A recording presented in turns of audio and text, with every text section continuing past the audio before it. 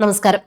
തമിഴ്നാടിന്റെ ബജറ്റിൽ മുല്ലപ്പെരിയാർ അണക്കെട്ടിലെ ജലനിരപ്പ് 152 അടിയായി ഉയർത്തുമെന്ന് മുഖ്യമന്ത്രി സി ജോസഫ് വിജയ് പ്രഖ്യാപിച്ചതായി റിപ്പോർട്ടുകൾ വന്നുവെങ്കിലും ഔദ്യോഗിക രേഖകൾ ഈ അവകാശവാദങ്ങൾ തള്ളിക്കളയുകയാണ്.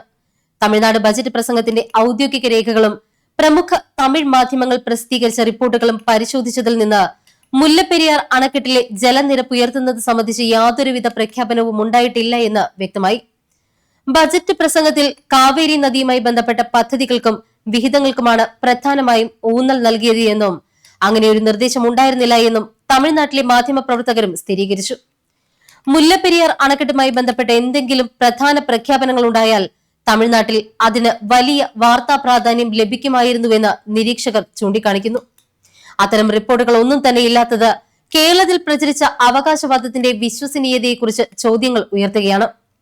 അണക്കെട്ടിലെ ജലനിരപ്പ് 152 അടിയാക്കി ഉയർത്തണം എന്ന ദീർഘകാലമായുള്ള ആവശ്യം തമിഴ്നാട് നിരന്തരം ഉന്നയിക്കുന്നുണ്ട് എങ്കിലും നിലവിൽ നിയമപരമായി അനുവദനീയമായ സംഭരണശേഷി 142 അടിയായി തുടരുകയാണ്. കേവലം ഒരു ബജറ്റ് പ്രഖ്യാപനത്തിലൂടെ മാത്രം ജലനിരപ്പ് ഉയർത്താനാകില്ല എന്നും മാറ്റങ്ങൾ വരുത്തണമെങ്കിൽ നിർദ്ദിഷ്ട നിയമ നീതിന്യായ നടപടിക്രമങ്ങളിലൂടെയുള്ള അംഗീകാരം ആവശ്യമാണ് എന്നും നിയമവിദഗ്ധർ വ്യക്തമാക്കുന്നു. അണക്കെട്ടിന്റെ ബലപ്പെടുത്തൽ പൂർത്തിയായാൽ ജലനിരപ്പ് 152 അടി വരെ ഉയർത്താമെന്ന് മുൻപ് സുപ്രീം കോടതിയുടെ പരാമർശത്തിലുണ്ടായിരുന്നു.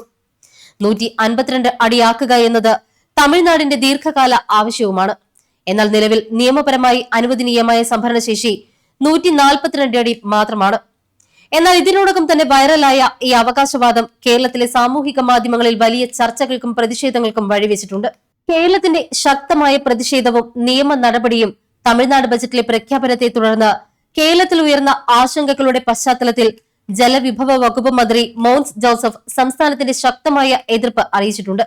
യാതൊരു കാരണവശാലും അണക്കെട്ടിലെ ജലനിരപ്പ് 142 അടിക്ക് മുകളിലേക്ക് ഉയർത്താൻ അനുവദിക്കില്ല എന്ന് വ്യക്തമാക്കിയ മന്ത്രി തമിഴ്നാട് ഏകപക്ഷീയമായി നീക്കം നടത്തിയാൽ ശക്തമായ നിയമ നടപടികളുമായി സുപ്രീം കോടതിയെ സമീപിക്കുമെന്നും അറിയിച്ചു.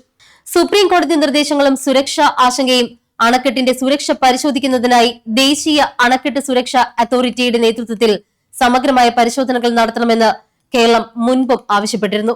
അണക്കെട്ടിന്റെ ബലപ്പെടുത്തൽ പ്രവൃത്തികളും സുരക്ഷാ ഓഡിറ്റും പൂർത്തിയാകാതെ ജലനിരപ്പ് ഉയർത്താനുള്ള നീക്കം അംഗീകരിക്കാനാകില്ല എന്നാണ് കേരളത്തിന്റെ നിലപാട്.